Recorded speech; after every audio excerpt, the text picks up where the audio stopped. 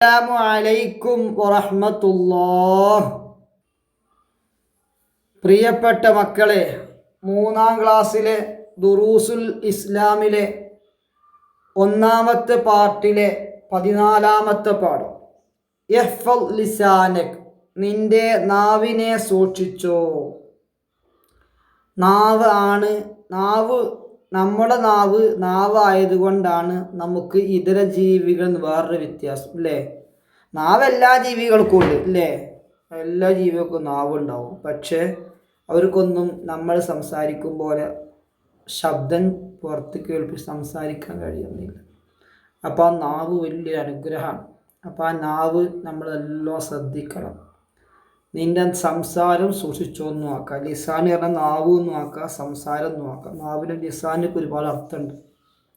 അപ്പം എൻ്റെ സംസാരം സൂക്ഷിച്ചോ, സംസാരിക്കുമ്പോൾ ശ്രദ്ധിച്ചോണ്ടി.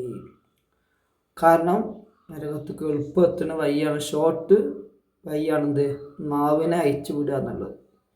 ഉമ്മാനോടാണെങ്കിലും ഉപ്പാനോടാണെങ്കിലും താഴെയുള്ളവരോടാണെങ്കിലും മേലുള്ളവരോടാണെങ്കിലും കൂട്ടുകാരോട് അയൽവാസികളോട് ആരോട് സംസാരിക്കുമ്പോഴും നല്ല ശ്രദ്ധ വേണം.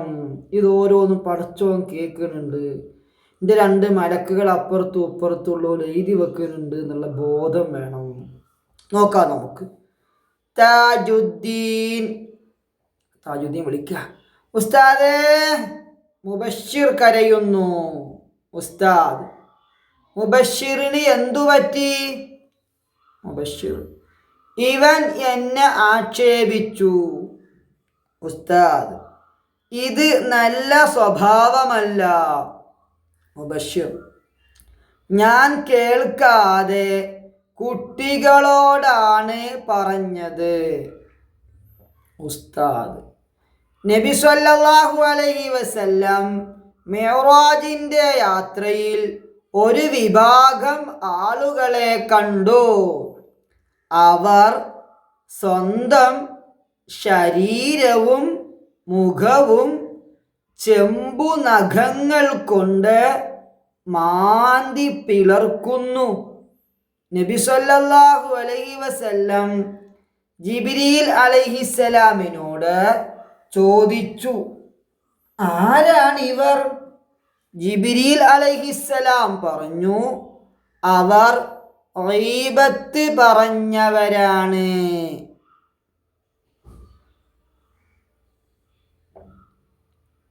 മുനവ്വിർ, എന്താണ് ഗീബത്ത്? ഉസ്താദ്, ഒരാളെ കുറിച്ച് അയാൾക്ക് ഇഷ്ടമില്ലാത്ത കാര്യം മറ്റൊരാളോട് പറയലാണ് ഗീബത്ത്. പറഞ്ഞേ എന്താ ഗീബത്ത്?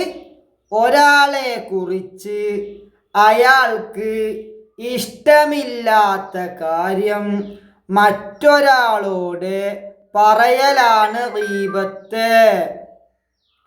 ഒരാളെ കുറിച്ച് അയാൾക്ക് ഇഷ്ടമില്ലാത്ത കാര്യം മറ്റൊരാളോട് പറയലാണ് ഗീബത്ത്.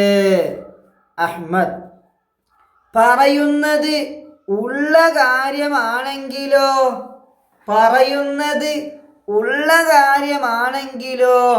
ഉസ്താദ്, ഉള്ള കാര്യമാണെങ്കിലും ഗീബത്ത് തന്നെ. ഇല്ലാത്തതാണെങ്കിൽ അത് കളവും കൂടിയാകും. ഉള്ളത് പറഞ്ഞാൽ ഗീബത്ത്, ഇല്ലാത്ത കാര്യം പറഞ്ഞാൽ കളവും കൂടിയാകും. ഉസ്താദ് 2 പേരെയും അടുത്തേക്ക് വിളിച്ചു ഉപദേശിച്ചു. എന്താ ഉപദേശം?